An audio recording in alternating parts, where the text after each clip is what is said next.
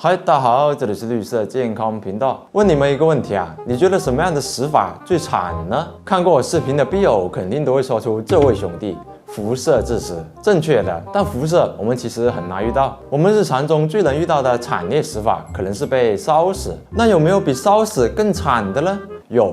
就是你连火都没见到就被融化而死了，什么意思呢？比如下面的这起事件：1000度的高温，53小时的烘焙，39人被活活融化烤熟。首先，我们定位到法国和意大利交触的勃朗峰隧道。这条隧道位于阿尔卑斯山的勃朗峰底下，是连接法国和意大利之间的一条公路隧道。它于1965年开通，长11.6公里，宽8.6米，是当时世界上最长的公路隧道。它的存在使得意法两国间的交通运输时间大幅缩短，原本7小时的山间路程，现在只需要15分钟就能通过。这里每天都有将近5000辆汽车来回往返。隧道内共有18个避难所，每隔600米就有一个，还有40个监控摄像头和77部急救电话。在法国和意大利的入口处也都设立了紧急救援队。在建造后的30多年里，从未发生过重大事故，也没有过人员伤亡，安全性可谓数一数二的高。直到1999年3月24日，该成绩被打破了。当天上午10点46分，一辆满载货物的冷藏货车从法国入口进入，驾驶货车的是吉尔伯特，57岁，比利时人，有25年驾龄，老司机一枚。他要把货车上的9吨黄油和12吨面粉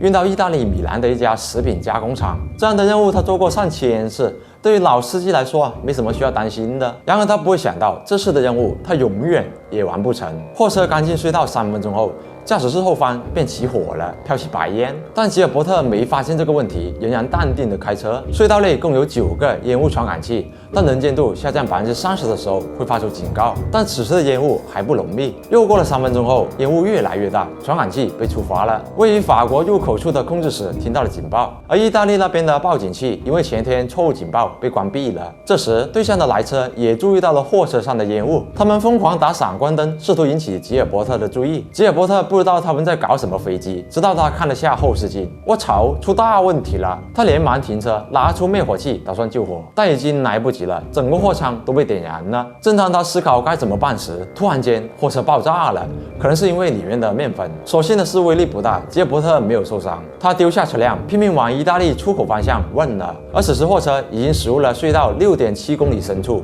处于隧道中间。由于堵塞，后面的汽车没法前进，共有25辆汽车，38人被困在隧道里。起火后，烟雾实在太大，他们不知道前面发生了什么。有人选择待在原地等待救援，有人选择掉头，但因为浓烟已经笼罩了半公里的范围，能见度极低。一些卡车掉头后发现没有足够的转弯空间，结果被卡住了。而此时两国的隧道入口仍然不断有汽车驶入。很快，意大利控制室接到了报警电话，他们通知了法国那边，两国的入口被紧急关闭，并各自派了救援队前往现场。大火到现在已经烧了有10分钟，在风向的影响下，浓烟向着法国方向扩散。隧道里的监控因为被烟雾覆盖，已经啥也看不清了。电路也被烧毁，导致隧道内没有了光源，一片漆黑。法国救援队进入了隧道，同样，他们只看到浓烟，看不到现场情况，也不知道在货车后面还困着38人。有人可能好奇啊，为什么他们不弃车逃跑了？是所有车都被卡住了吗？首先，我们知道货车上装的是9吨黄油。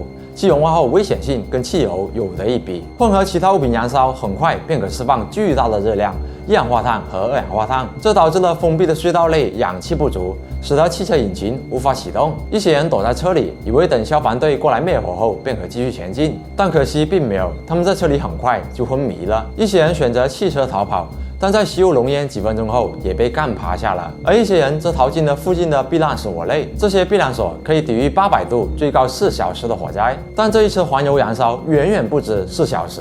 即便火烧不到他们，里面的人也迟早会被蒸熟融化。此时的货车就像一个不断释放热量的热能源，结合隧道的结构和风向，形成了烟囱效应。周围数百米范围内的温度直线上升，最高温度甚至达到了1000度以上，跟熔炉没什么区别。而从起火开始到现在，仅仅用了14分钟。从法国入口进入的消防队，因为热量和烟雾，只前进了4公里就走不了了。而意大利那边的消防队也因为货车爆炸而被迫撤离，他们只能躲进附近的避难所进行掩护。但他们很快发现，避难所的通风口也开始冒烟了。说明这里的氧气所剩无几。但所幸的是，通风口连接的通风管道可以逃生，他们最终是被其他救援队从这里救出来的。大概半小时后，机甲的浓烟开始从隧道口喷出，被困的38人几乎已经全部遇难了。由于没法靠近现场，所有消防人员只能无奈静静地等待着。他们已经放弃了救援，也不知道里面还有被困者。